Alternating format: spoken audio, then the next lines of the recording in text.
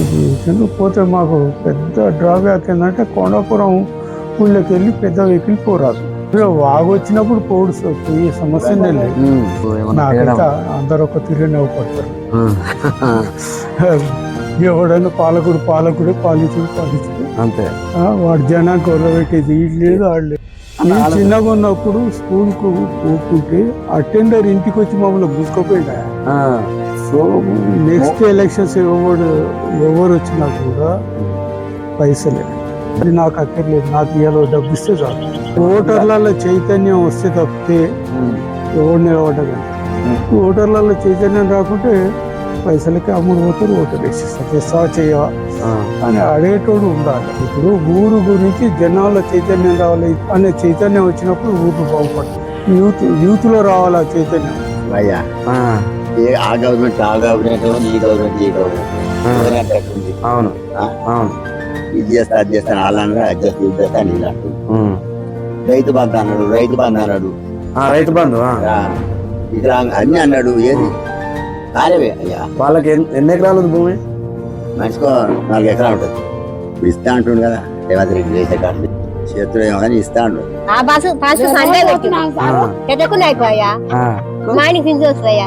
Hi hello నమస్తే, welcome to J2S TV. వార్తా విశేషాలపై జనం మాటపై ఈరోజు కాలపల్లి గ్రామంలో ఉన్నటువంటి సమస్యలు ఏంటివి జనాన్ని అడిగి తెలుసుకుందాం. మీ పేరు చెప్పండి సార్. లాస్ట్ మీ పేరు, ఏ ఊరు అనేది? జిల్లాలో బుచ్చిరెడ్డి, కాలపల్లి విలేజ్. పెద్ద డ్రాబ్యాక్ ఏంటంటే కొండాపురం ఊళ్ళోకి వెళ్ళి పెద్ద వెహికల్ పోరాదు. కొండాపురంలోకి వెళ్ళి పెద్ద వెహికల్ పోరాదు, పక్కకి వెళ్ళి దాటలేదు. మీరు ఇంకా ఈ ఊరు నుంచి భువనగిరి కానీ హైదరాబాద్ పోవాలంటే ఎట్లా పోతారు? రూట్ ఎక్కడికి వెళ్ళండి? రూట్ అంటే ఇప్పుడు చిన్నవి కార్లు బైక్లు అంటే కొండాపురం ఊళ్ళోకి వెళ్ళి పోతాం. ఇక పెద్ద వెహికల్ అయితే ఇక ఆత్మకూరు నుంచి పోవాల్సిందే. అది లేకుంటే ఇట్లా ఎక్కువ ఆత్మకూరుకి వెళ్ళి పోతాం. అట్లా మధ్యలో ఏరుకోడ బ్రిడ్జ్ లేదు కదా సార్, ఎట్లా పోతారు? వర్షం వచ్చినప్పుడు వాగు వచ్చినప్పుడు పోయే సమస్యనే లేదు. ఇప్పుడు ఆ వాగు బాగు వచ్చినప్పుడు మురిపురాల రోడ్డు కూడా దాటరాదు. అవును, ఈడ దాటరాదు, ఆడ దాటరాదు. ఎట్లా పోతారు మరి వర్షం వచ్చినప్పుడు? వర్షం వచ్చినప్పుడు ఇంచుమించు బ్లాక్ అయినట్టే. ఏమైనా ఎమర్జెన్సీ ఉంటుంది సార్? ఎమర్జెన్సీ ఉంటే ఇట్లా చాడమికలు ఇట్లకి పోవాలి. చందపల్లి చాడ అట్లా పోవాలి. చందపల్లి నుంచి వెళ్ళాలి. చందపల్లి మూటకొండరు పెళ్లి అట్లనైనా మళ్ళీ చాడకు పోయినా అట్లకి వెళ్ళి పోస్తుంది. అంత పెద్ద ఇబ్బందులు అయితే ఇంతవరకు జరగలేదు. ఒకవేళ జరిగినా కూడా అట్లనే పోవాలి, ఇక వేరే అవకాశం లేదు. ఎట్లా ఉంది సార్ పూణే గవర్నమెంట్ కు, బీఆర్ఎస్ గవర్నమెంట్ కు, ఇప్పుడు కాంగ్రెస్ గవర్నమెంట్ కు? నాకైతే అందరు ఒక తిరిగి నవ్వుపడతారు. ఎవడైనా పాలకుడే పాలితుడే అంతే. వాడు జనానికి వరగబెట్టేది ఇది లేదు ఆడు లేదు. అందరు చెప్తారు, అందరు చెప్తా మీ ఇది చేస్తున్నాం అది చేస్తున్నాం, ఎవరికి ఏం చేస్తున్నారో ఏం కథనో తెలియదు. కనీసం వెనుకబడిన వర్గాల కన్నా ఏదైనా పని కల్పించే వివరాలు ఏం లేవు కదా. ఏదైనా పని కల్పిస్తున్నాం, ఇది చేస్తున్నాం, ఈ ఊర్లో ఈ పని పెట్టుకుంటున్నాం, ఇది అదంతా ఇదే. ఏమన్నా పేపర్ వరకు, స్పీచ్ల వరకే మాట్లాడు వరకే ఆచరణ మాత్రం శూన్యం. ఆచరణ శూన్యం. ఇప్పుడు ఈ రోడ్డు కూడా పోయిన గవర్నమెంట్లో ఎమ్మెల్యే గారు ఏమడి పడితే కనీసం ఈ నుంచి కొండాపురం దాకా రోడ్ అయింది. మధ్య బ్రిడ్జి కొరకు అది అంత పెద్ద అమౌంట్ లేదని అప్పుడు ఇది చేసాను. ఎప్పుడు అది? ఏ సంవత్సరం? ఎప్పుడు ఏ గవర్నమెంట్ ఉన్నప్పుడు? అది టీఆర్ఎస్ గవర్నమెంట్. ఇక ఈ గవర్నమెంట్లో మేమైతే ప్రస్తుతం ఎమ్మెల్యే గారిని కలవలేదు. కలిస్తే ఆయన ఏమన్నా చేస్తాడో ఏమో, ఆయన దృష్టికి అయితే తీసుకోపోలే. ఈ సీసీ రోడ్లు అంటే ఇప్పుడు పోయిన గవర్నమెంట్ ఈ సీసీ రోడ్లు ఆడుట అయినాయి. ఇక మిగతాది ఎట్లా ఉన్నాయి గొంగిడి సునీత గారి పరిపాలన? ఇక ఆమె చిన్న ఊరిని ఏం పట్టించుకుంటారు. ఏదో అది రోడ్ అయితే పోయించి ఈ నుంచి కొండాపురం దాకా రోడ్ అయితే చేయించింది. కాకపోతే ఆ బ్రిడ్జి కాడ ఆగిపోయింది. మధ్య వాక్ కాడ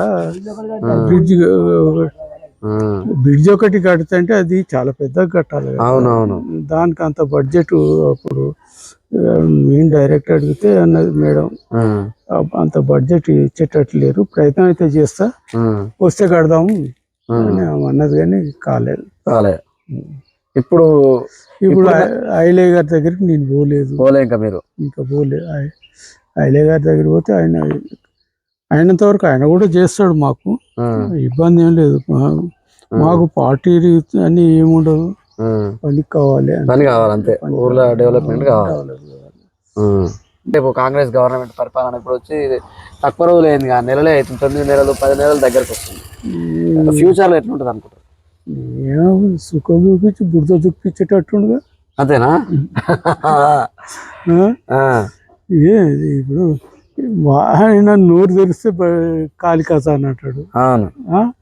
మరి ఎట్లా కాలి ఖజానా అనుకుంటా పోతే మరి డెవలప్మెంట్స్ ఏముంటాయి? అభివృద్ధి గ్రామీణ ప్రాంతానికి ఏదో దృష్టి పెడుతున్నట్టు లేదు గవర్నమెంట్ అయితే ఇప్పటి వరకు.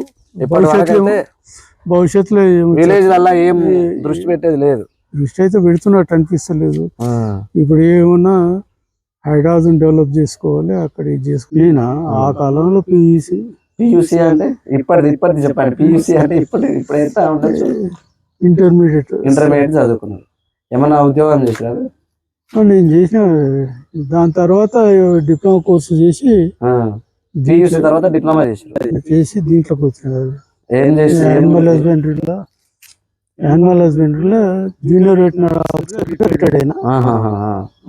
ఇప్పుడు అప్పటి స్టడీకి ఇప్పటి స్టడీకి ఏమైనా తేడా ఉందా సార్? అప్పటికన్నా ఇప్పుడు అవకాశాలు ఎక్కువ ఉన్నాయి, ఉద్యోగ అవకాశాలు, ఉద్యోగ చదువుకోవడానికి అవకాశాలు ఎక్కువ ఉన్నాయి. జనానికి ఒకటి ఇంగ్లీష్ మోజు ఎక్కువైంది. ఆడ చెప్పేటోడు 10th ఫెయిల్ అయినోడు, ఇంటర్ ఫెయిల్ అయినోడే చెప్తుండు.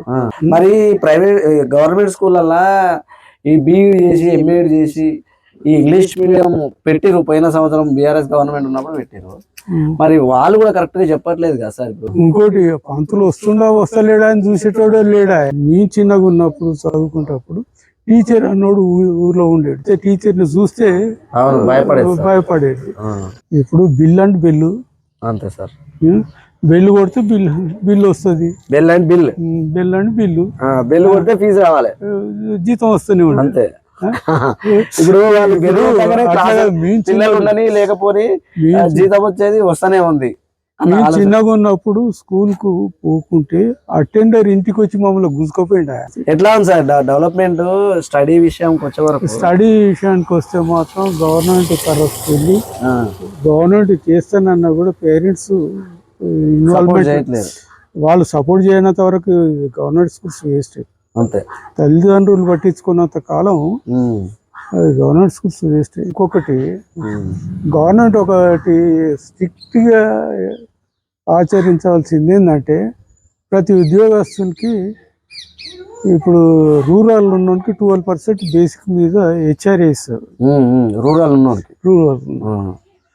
అది మరి నువ్వు ఆడ ఉంటలేవు, మరి నీకు ఎందుకు ఇవ్వాలని ఎవడన్నా అడుగుతుండా? ఆటోమేటిక్గా ఎవరిని అడిగినా చెప్తాడు, మీ సారి అడుగుతుండా అని. ఊళ్ళే హైదరాబాద్ నుంచి వస్తాడు, బస్సు మిస్ అయితే ఇంకో క్లాస్ పోతుంది. అది కాదు, ప్రతి ఎంప్లాయీ ఆయన హెడ్ క్వార్టర్లో ఉండే వ్యవస్థ వచ్చినప్పుడు కొంచెం గ్రామాలు కూడా బాగుపడతాయి. ఆయన ఊర్లో ఉంటే ఆయన ఒట్టుకుంటాడు, ఏదో పొద్దుగా అందరితో కలుస్తుంటాడు, మాట్లాడుతుంటాడు, స్కూల్ గురించి అన్ని సమస్యల గురించి. అది లేదు. ఫస్ట్ వీళ్ళకి హెచ్ఆర్ఏ కట్ చేసేయాలి, ఎంప్లాయీస్ కు హెచ్ఆర్ఏ కట్ చేసేయాలి. వాడు ఎవడని తిట్టని అంతే సార్, హెచ్ఆర్ఏ కట్ చేస్తేనే వాళ్ళు ఊరు పట్టుకొని ఉంటారు. 12% బేసిక్ అంటే ఒక్కొక్క. మరి ఇప్పుడు వాళ్ళు ఉండడానికి అనువైన ఇల్లు ఉంటాయా సార్ ఊర్లల్లో?